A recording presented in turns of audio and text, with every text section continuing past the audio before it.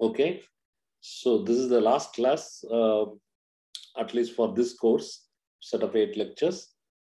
So what we have introduced is variety, algebraic variety. So let this is not just a new object in some sense. So we know already. Okay, so in schools we studied linear equation. So for instance, ax plus b equal to 0 over complex numbers. Suppose if you want to solve, we know how to solve it. Okay, suppose ax1 plus bx2, ax1 plus bx2 plus c equal to 0. Then it is a line, we know. Okay, in C2. So over C we are looking at. So we know how to solve the line, we know how to solve.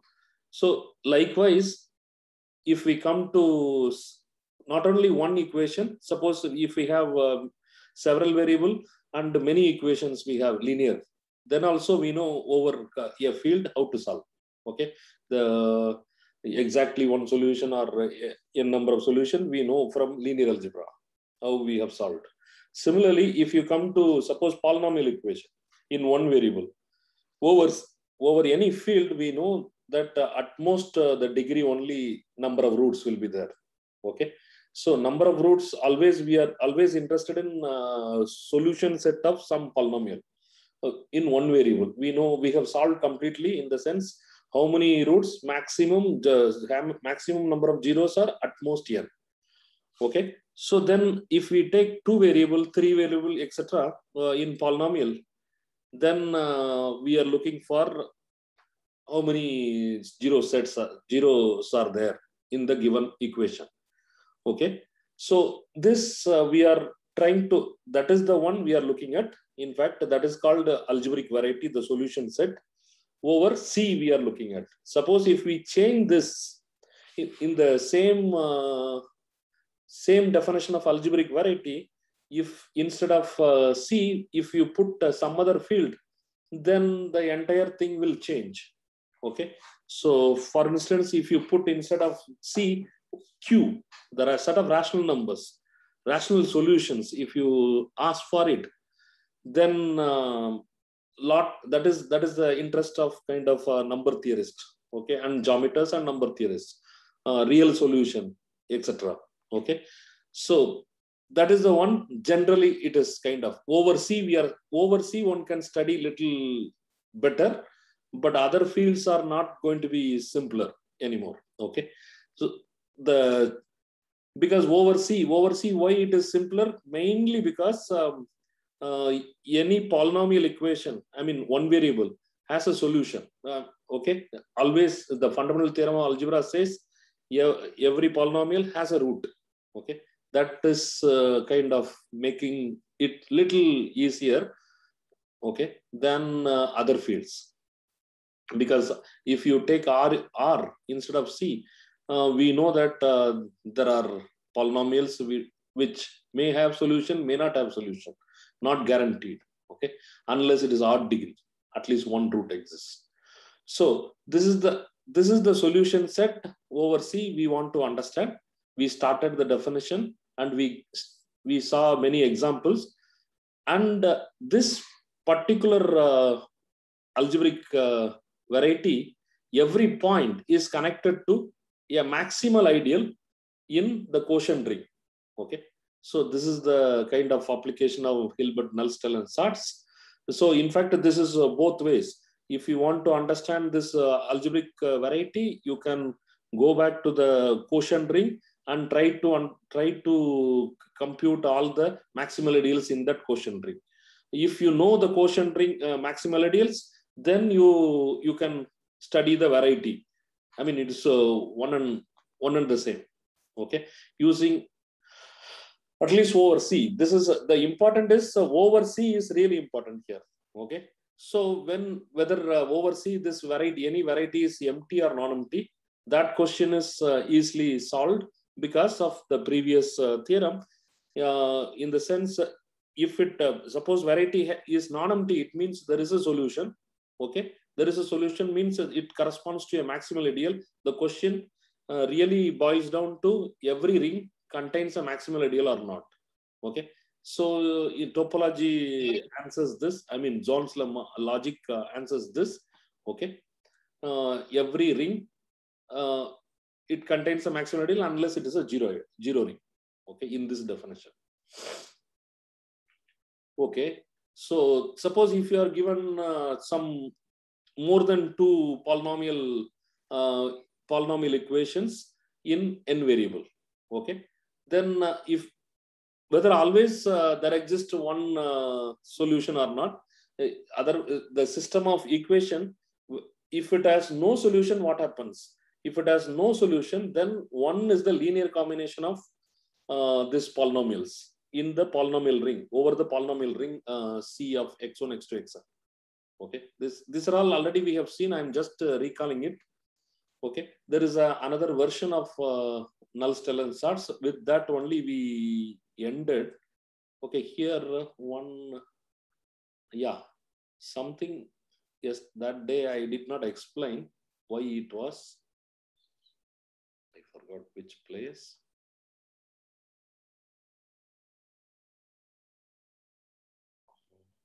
I forgot which place. There is in that. Oh, in that, not in this, I guess. I forgot which place. Anyway.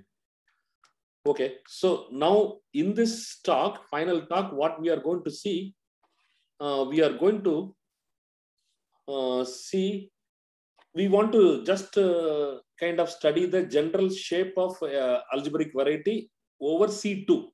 The only two variable we are taking, n equal to 2 we are putting, and we want to study whether good picture we can get about algebraic variety or not over C. This is possible with a simple description is there. Okay, that is the reason, yes, this book has taken. In general, it is this way, simple description may not be available. Okay, in general. Okay, so first what we need is, it is kind of Gauss lemma if you know in one variable polynomial. Okay, so I start with the lemma, which is coming in the next chapter. In 11th chapter, it is this lemma is going to be proven. I mean, in the course of next week. Okay, so I am assuming this particular lemma. Two polynomials are given in two variable because we are confined to n equal to 2. Okay, so we are taking two polynomials in two variables over C and f. So each polynomial we can rewrite it as this is a polynomial in C of x and over y. Okay, so we can write as a polynomial in y variable and with coefficients in x variable. Okay, that is the way to look at two variable polynomial.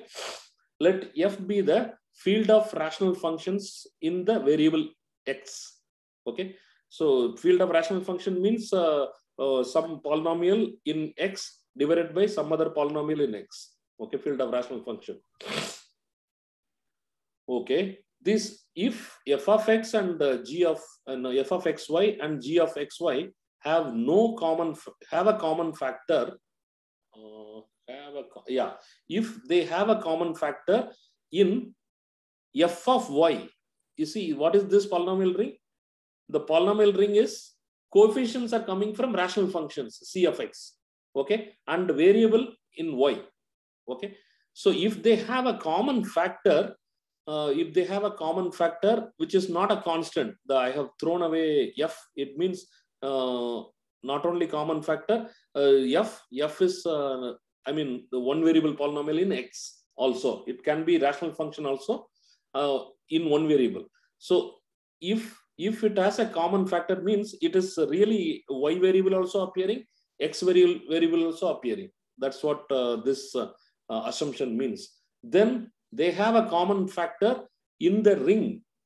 Okay, so here you see f and g have a common factor in capital F of y minus f. It means they may have a common factor, like suppose simple term, if I want to say some C of x y minus A. C of x is a rational function. Okay, C of x is a rational function. There is a denominator. There is a possibility of denominator. If they have a common factor with a kind of denominator also, what this lemma asserts, these two will have a common factor in C of x comma y. It means, what does this mean? There is no denominator in this ring. If they have a common factor here, there is no denominator here. Okay. So this is like a Gauss lemma. So suppose if f is irreducible over q, what? Okay, what is that Gauss lemma? It's a kind of analogous to. Okay, so let me just go ahead. Okay, so what we have seen, if two polynomials, if they don't have common factor, non-constant common factor, we know that it's one can be written as a linear combination of these two polynomials. Okay, so now what we are going to see, if f and g have a common two polynomials, they do not have a non-constant polynomial factor in common. Okay, so one, what last time what we proved is one can be written as linear combination. Here we are interested in whether they have a common zeros or not. How many it will have? This proposition asserts that at most finitely many common zeros. Take two polynomials in two variable. If they don't have a non-constant polynomial factor in common, okay, non-constant polynomial factor in common, then they have only finitely many common zeros. It means that variety is at most finite. Okay, variety generated by f and g is at most finite number of points. Okay, this is a very weak theorem of one particular theorem called Bezout's theorem. Okay, it's a very weak theorem.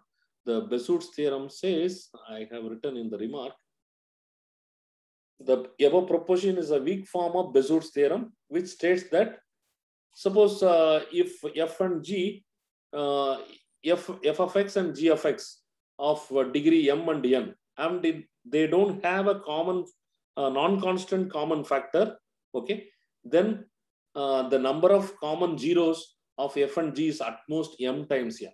Okay, at most m times n. Here precisely the how many number is coming, that is a little harder to prove, Bezout's theorem, but this one is easy to prove.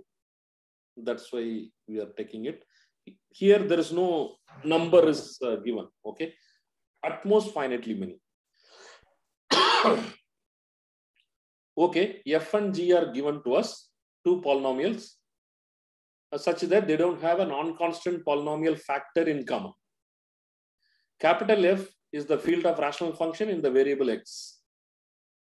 Okay, we regard f of x comma y, g of x comma y. Yes. Okay, f of x comma y, g of x comma y as an element of capital F of y. Okay, this is possible to just you whatever coefficients in x, you write it as a coefficient in x, write a polynomial as in one variable y with coefficient in c of x. That is inside f of y. Okay, since f is a field, why we are considering, since f is a field, f of y, every ideal in the f of y is principal. Already we have proved this. F is a field, and every ideal in the polynomial ring of f of y is principal. Therefore, let I be the ideal generated by f and g. Okay, I is an ideal generated by f and g in this ring, polynomial ring. Since I is principal, then therefore it is generated by what? This I is generated by the greatest common factor of f and g only. Okay, greatest common factor of f and g. Since by hypothesis f and g have no constant common factor, by lemma, I mean, once they don't have a common factor, one can be written as linear combination of f and g. That's the lemma. Okay, so this means the, okay, that's what it is. Okay, that's what I have written. There exists ry sy in f of y such that 1 equal to ry times f, sy times f. But the point is r and s are coming, r and s are coming from what? F, no, R and F, this is inside only. But R and S have denominators, possibly. What type of denominators? Because you see, R of Y is a polynomial in F of Y. Capital F is what? It is a function field. It is a function field of C of X. Okay, the polynomial ring Cx. That means there will be denominator in R of X and S of Y. R of Y and S of Y. That polynomial, whatever the denominator, you just cross multiply the common denominator, you clear it. It means what we can get is, you see, the denominator will have only the polynomial in one variable, that is X, just because F is nothing but the function field of Cx, okay? There is no Y term will be there. Therefore, in the denominator, there is no Y term. So therefore, Px is, suppose Px is the common denominator between R of Y and S of Y, then that is, if you take Px, then you multiply by Px, what we get is, you see, R prime of X comma Y, F of X comma Y, and S prime of X comma Y, where R prime and S prime are going to be polynomial in two variable. Okay, so whatever common zeros of F and G is going to be a zero of P also, because of this is a linear combination. Whatever it is 0, 0 means here also it is going to be 0. So it means since P is a polynomial in X alone, it has got at most finitely many zeros. Therefore, F cannot have more than finitely many zeros in common. F and G have. Okay. So this is just, I mean, how we proved? We just take this F and G inside capital F of Y. Okay. And you look at the ideal generated by, that will have 1 in that. That is nothing but 1 can be written as a linear combination of F and G. Then you clear the denominator, you get the answer. Okay, that's the way proposition. But if you want to prove Bezout's theorem, you have to, I mean, we have to count the number of common zeros at most, M and etc. we have to prove. Okay, that is little harder theorem.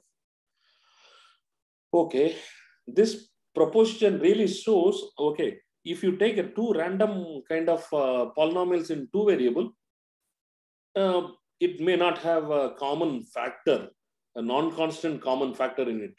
That means it will have only finitely many common zeros. It means the variety is going to be finite.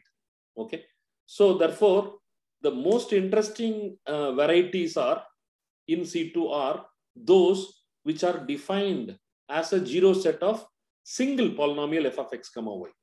Okay, so this kind of varieties are called some particular name, which is called algebraic curves. Okay, so only one equation in two variables, and you look at all the solution.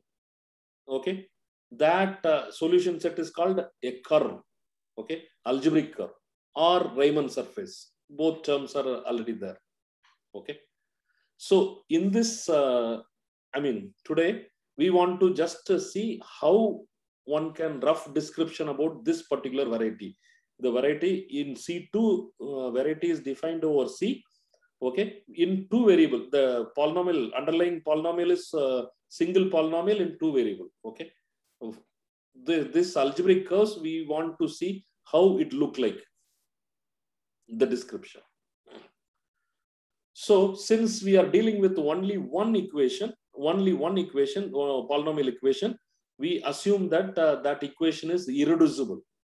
What do you mean by irreducible in n variable? A polynomial, n variable polynomial is called irreducible if it is not a product of two non-constant polynomials. Same in like one variable. Here also it is same. Okay, so irreducible or reducible. So we assume that equation is irreducible. Okay, that polynomial is irreducible. Okay, let f of x comma y is be an irreducible polynomial over c of x comma y. We regard f of x comma y with coefficient in cx. So this is the way we write. It means it is a polynomial in y over c of x. Okay, polynomial in y of degree n. We are assuming n, little n is the degree of the variable y for this f. Okay. So first proposition almost this is the last proposition before the description. Okay. Almost we are close to ending this particular chapter. So f is already given. Okay. We have written with the coefficient in just a single variable polynomial. It is let the degree of f in y be n, and yes, I am writing s here because okay, here it's supposed to be v. Okay, in our notation, v s is the variety or algebraic curve. This is the algebraic curve, in fact. So set of all points, set of all zeros of f in C over C. Okay, a comma b, the pair of points are a comma b in C2 such that f of a comma b is 0. Okay, set of 0 set. Okay, then what is the claim is, given you fix any complex number a, there exists at most n points x comma y in this S such that x equal to a happens. So is it clear? You fix one complex number, then you look at how many pairs exist in this set such that a comma y, where y is varying. Okay, that can be at most n. Okay, this is the first claim. Second claim is that there exists a finite set. We don't know what is that. We cannot put the number also. There exists a finite set which is a subset of complex numbers, such that if you take any complex number outside this finite set, then there are exactly n points in S with the first coordinate as a. Okay, so this is clear. Only for finitely many complex number a, finitely many complex numbers a, what you have is less than or equal to n minus 1 number of points x comma y with x equal to a, and it is in that set S. If you leave that finite set, then whatever complex number you fix, suppose 10 plus i, suppose 10 plus i is not in this finite set, then with the first coordinate as 10 plus i, you will have n number of pairs with the first coordinate as 10 plus i, and this is going to be solution of this particular f, given f. Okay, for a given f, there exists a finite set. Therefore, if you change the f, this finite set also can change. Okay, this is clear, right? This proposition is a very elementary proposition. F is an irreducible polynomial, okay, in two variables, which is not a polynomial in x alone, because we cannot take a single variable polynomial and we can apply this theorem. Okay, so it should have both variables in it, and the y variable, this degree is n is strictly positive. Okay, so and you look at the solution set S of this polynomial in two variable, then how this solution set will look like. That's what this proposition says. Okay, this is elementary proposition. Let us see how. Let C be a, yes. Can this polynomial be only in y? That is possible. This polynomial can be no. We don't want to take. No, we don't want to take single variable. Statement says it's not a polynomial only in x, so that we can talk about the degree of f in y. Because okay, in the proof we will see one place it will come. Maybe that will tell us that only y variable polynomial can be there. Because you see here it is symmetry, x comma y. I can always use that same as I write g of x, y comma x equal to f of x comma y. Okay, then I can do the same. So it's not going to change much. Okay, so therefore I doubt whether one can just take a single variable polynomial instead of two variables. Okay. Okay. The proof will tell us. Let us see. Fix a complex number a and consider the polynomial f of a comma y. Okay. So now this is this particular, once you fix x equal to a, then this is a one variable polynomial. Okay. So I am looking at number of solutions. Whatever solution of this one variable polynomial will give rise to a solution in f of x comma y with coordinate a. Okay, first coordinate a. Okay, so then the points a comma b belongs to S are those such that b is a root of this polynomial. That is clear. So note that this f of a comma y is not a zero polynomial. Okay, let us see if we take just one variable, then what happens in y? Possibly this is the catch. Suppose if we take just one variable polynomial in y, x there is no, x there is no, x there is no, whatever point I fix, there is no x at all. So whatever point I fix, it is going to be same. It's going to be, oh, okay. Everything will come. Everything will come. Whatever the number of solutions, n solutions will be there. Suppose, okay, I am just thinking about your question. Suppose f is just one variable. Yes. Okay, and it is irreducible. Okay, we assume that. Then the finite set is empty. Because whatever value I put, a, x equal to a, there is no x here. So whichever value you take, this all the roots will come. So therefore finite set is empty. So there is no problem. There is no problem. Okay. Yeah. So there is no problem. So since we are taking we are going to apply this lemma, previous lemma, there we are assuming that, okay, the function field of C of x. Okay.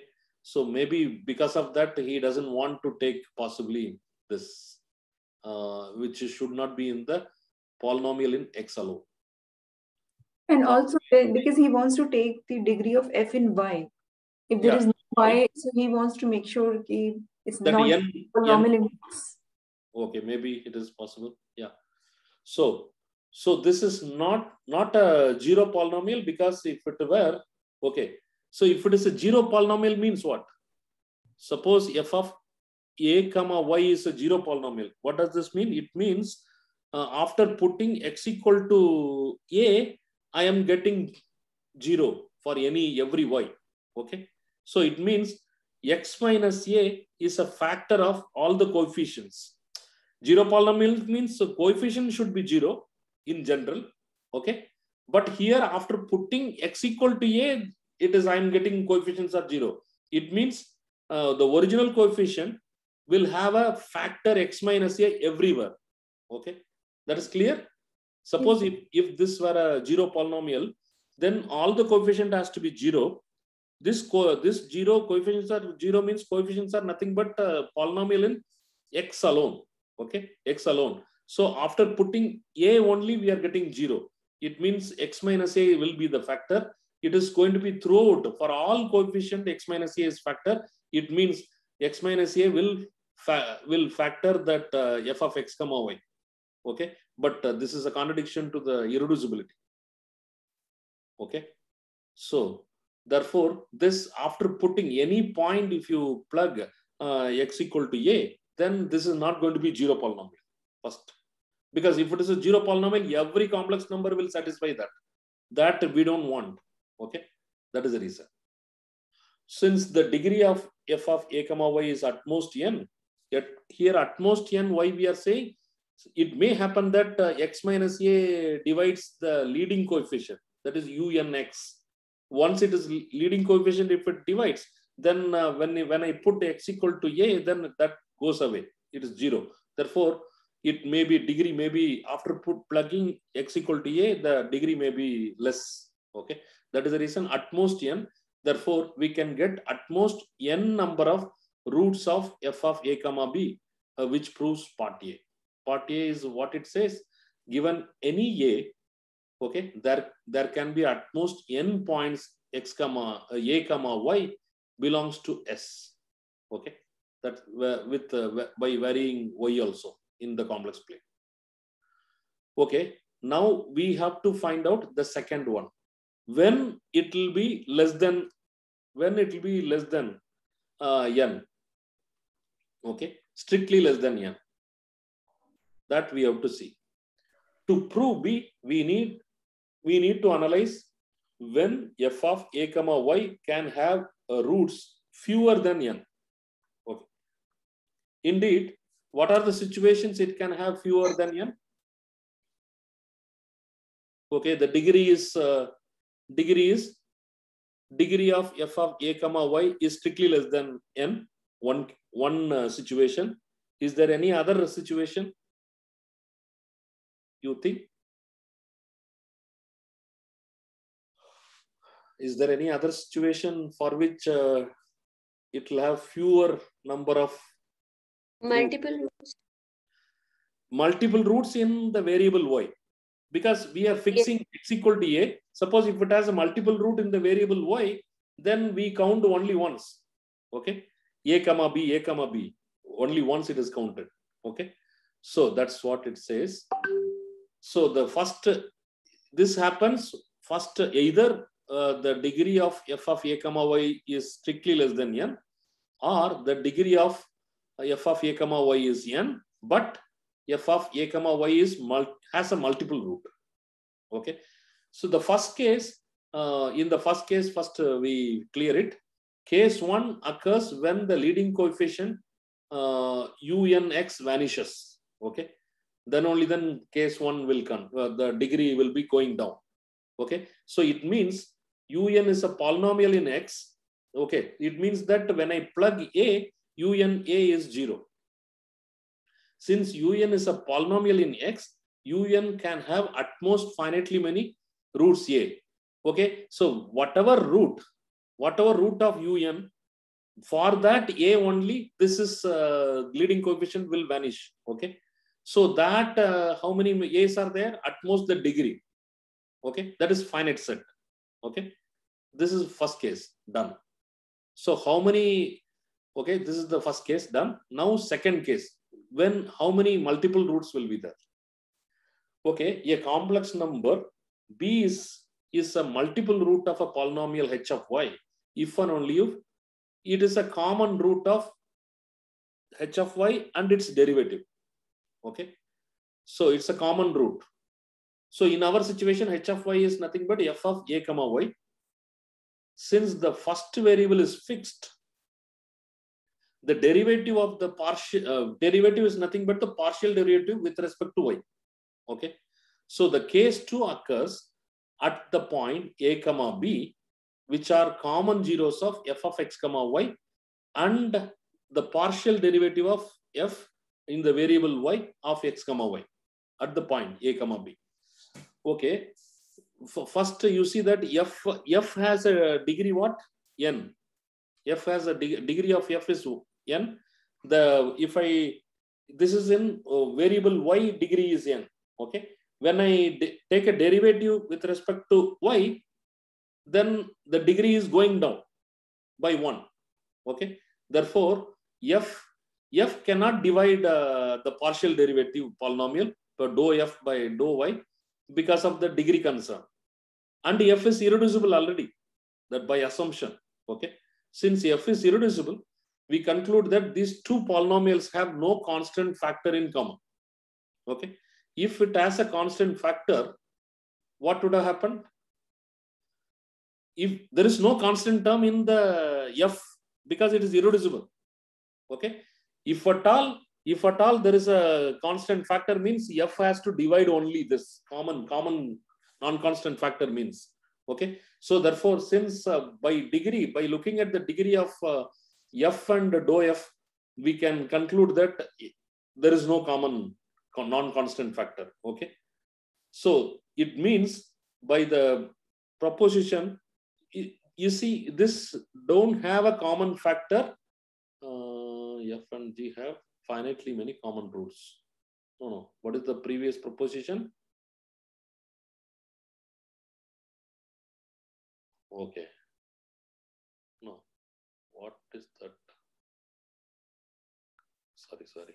I just missed that. Okay. No non-constant factor in common. Hence, f and dou f have finitely many common roots. Okay, this is the first proposition we proved, is it? Okay, I didn't keep the numbers. Let me see once more. No, this is the proposition we are proving. Yeah. This is Bezout's theorem.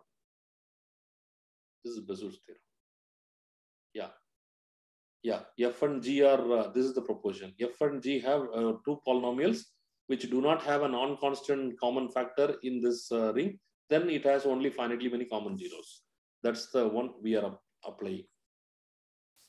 Okay. So in first case, we got some finitely many exceptions. Okay. In the second case, again, it got, so only common factors, common zeros of f and dou f gives rise to this exceptional set. So that is finite by the previous proposition, because it doesn't have a common non-constant factor, which means only finitely many common zeros, if at all it can have. Okay. So it means the part B is done. It, except for finitely many. Okay, what is the part B? Except for finitely many complex numbers. Okay, if you are taking A outside that finite set, then you can, for with A comma Y, you will have n number of Y's satisfying A comma Y inside S. Okay, that is the thing.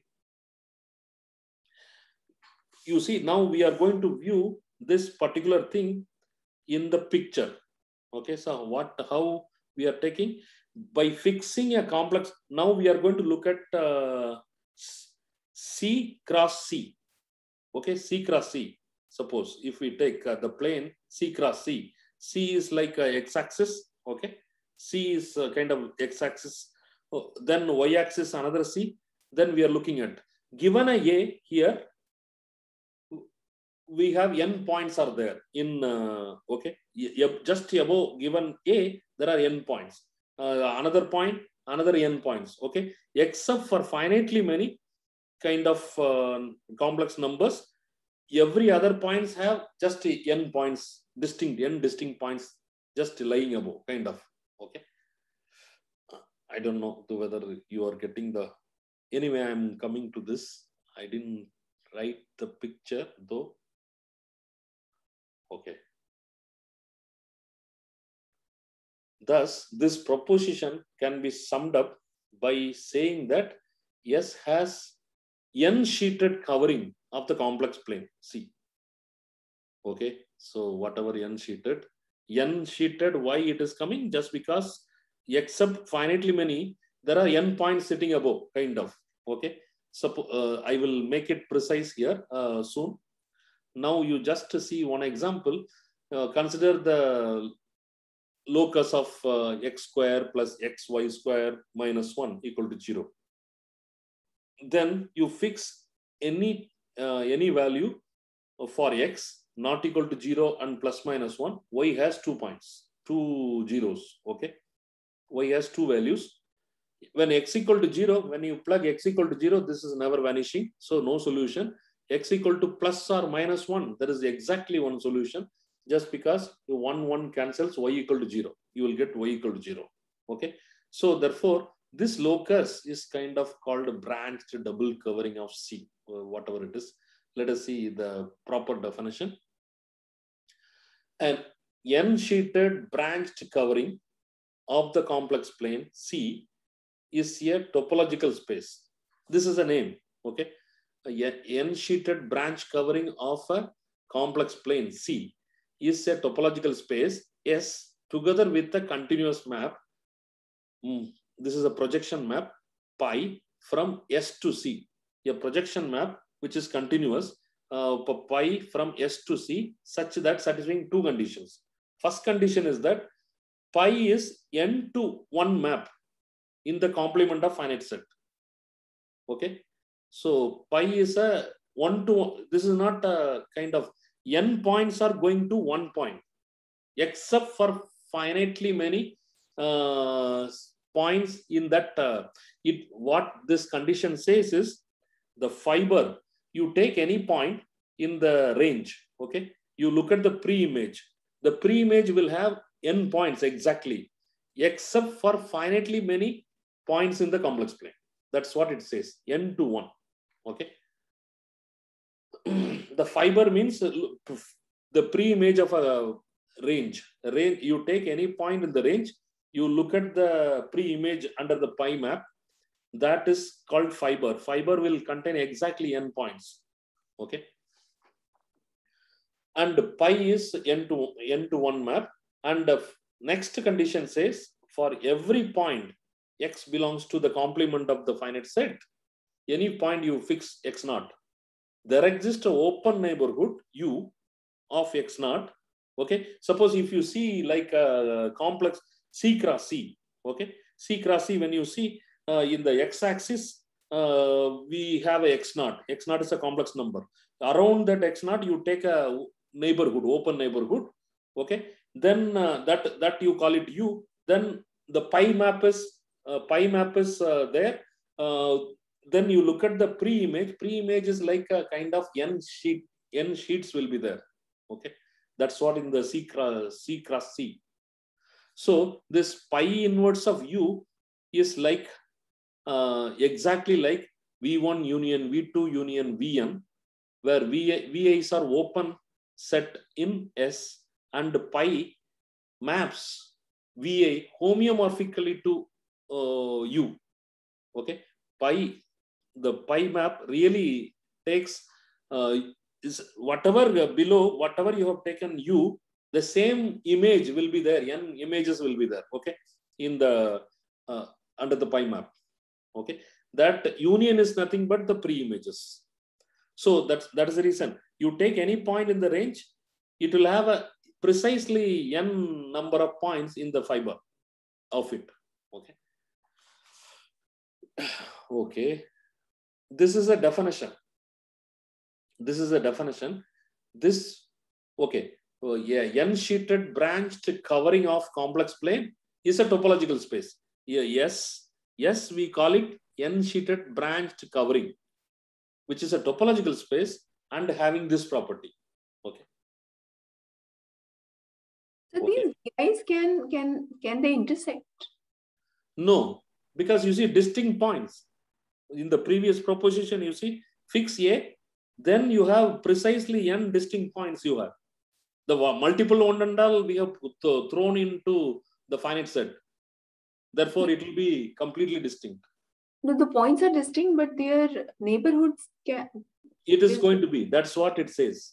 It's what it says. Really, it is like a sheet kind of n sheets will be there. Okay. Yeah. So it is there exists given any point you find a neighborhood. There will be n neighborhoods. I mean n open sets lying above. Okay. So each one is homeomorphic to each. I mean U. This is something like a covering space. Yeah. This is n-sheeted covering. Mm-hmm. If you take Z to Z square, okay, C to C, it is two-sheeted covering. That is, it's a covering space. Okay. But using elementary way, we can prove using this.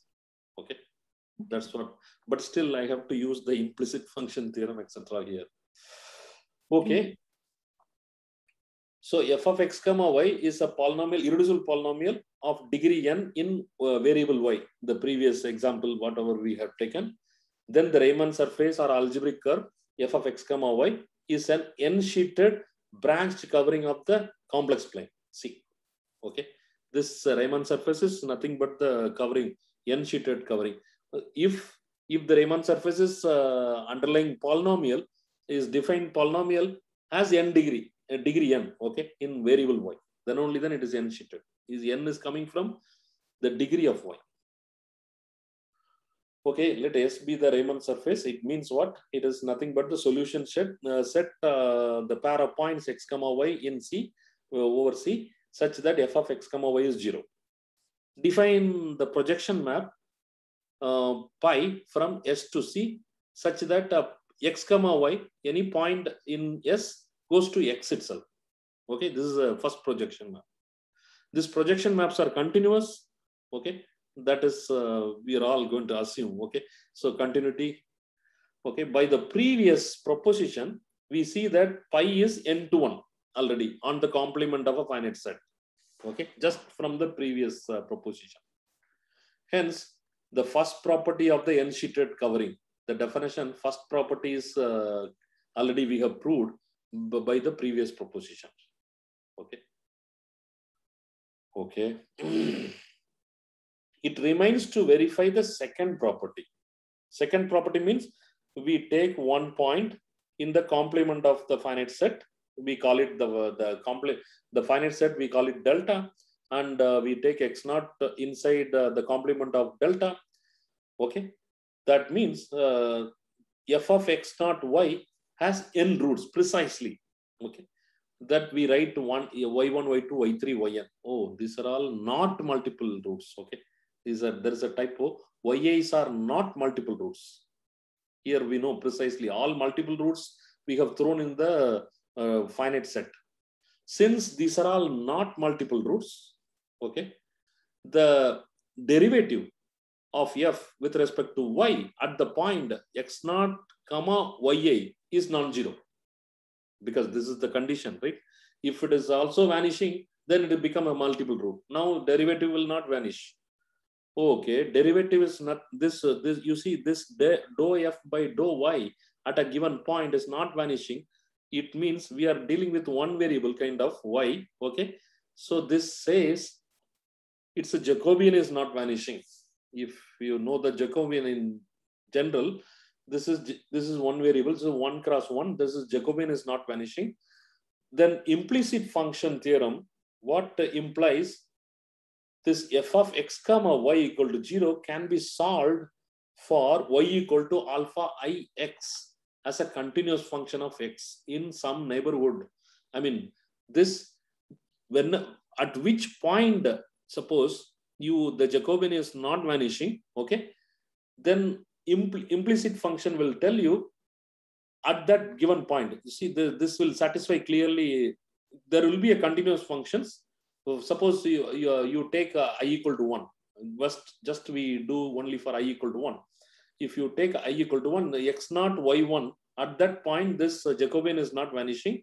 Therefore, we can solve this by plugging y equal to alpha 1x. Alpha 1 is the continuous function on x in some neighborhood. That neighborhood is u1 of x naught. In such a way that the given point ya can be captured under the image of the continuous function alpha I x naught. Okay. Y1 equal to alpha 1 of x naught. Okay. So this we can do that. Okay. So each point x naught ya, each point you will get one neighborhood u1, u2, u3, un. Similarly, alpha 1, alpha 2, alpha 3, distinct continuous kind of functions you will get. Okay. Since here it is distinct points, there you will get distinct functions, because we are plugging, you see why it is distinct function, just because we are plugging x naught in that we get distinct points. That is the reason. Okay, by choosing a small neighborhood, you see every ui is a neighborhood of x naught only. So we can shrink the neighborhood and we choose very small, we common, okay, we call it u. So small neighborhood around x naught, okay. Assume that this alpha I of x defined in a neighborhood U for all I equal to 1, 2, 3 up to n. It is locally that alpha is are defined. This Jacobian deals with locally. Therefore, this is locally only that the continuous function exists. Okay. Okay. So since y1, y2, y3 are distinct, this alpha 1x, alpha nx are continuous function, and we can make sure that by choosing small, very sufficiently small, you see this don't have a common values also. We shrink the neighborhood so small so that we make sure, because of continuity, this argument is coming from continuity argument. Okay. Okay. So what we have done nothing. So we just choose one point outside the finite set. We are in the range. Okay. Range of pi. So we are choosing one point in the outside the finite set. Then we know that f of x naught y has n distinct roots, y1, y2, yn. Okay. So since it is not a multiple root, by Jacobian, we are trying to solve locally in some sense. Okay. Locally in some sense that we can plug y equal to kind of alpha I x. That's what we are going to do. So we would have got what? You see x comma y1, x comma y2, etc. we would have got. But the point is, because of implicit function theorem, in a small neighborhood around x naught, we have captured some small neighborhoods, okay, of x comma alpha I of x. It is like a sheet. That's what U is a neighborhood below. And this is also V1, V2, V3 is a neighborhood of points, x naught and alpha I of x naught, kind of. Okay, just above, kind of. Okay, this is the graph of n continuous functions graph. Since it is a graph, okay, this graph is where this x coming from U and alpha I of x, where it is, it's in C. Okay, C, U cross C. This all VA is a subset of U cross C. Okay. Since alpha is have no common values, this V1, V2, Vn are distinct, disjoint. Now you see that why it is okay, it is kind of not overlapping and it is just going, because we could shrink the neighborhood U in such a way that it doesn't have a common values. Okay, alpha is because of continuous functions. Okay, so that is the reason V1, V2, Vn are disjoints. Okay, the map, it is clear cut.